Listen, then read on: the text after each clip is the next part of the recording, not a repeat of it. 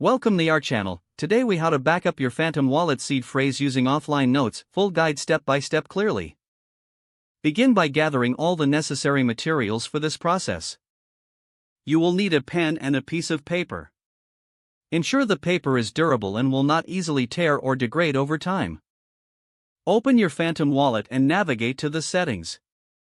Locate the option labeled seed phrase. You may need to enter your password for security purposes. Once prompted, you will see your seed phrase displayed on the screen. Take a moment to verify that you are in a private and secure environment.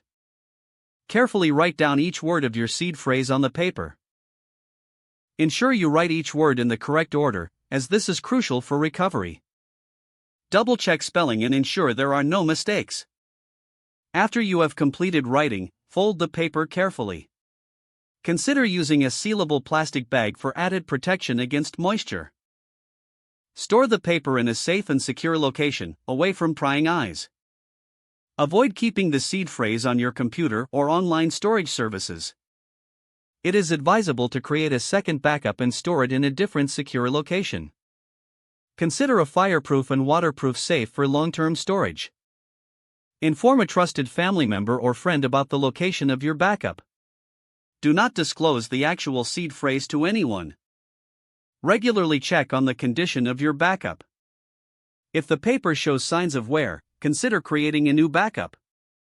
Stay vigilant and safe, as your seed phrase is the key to your crypto assets.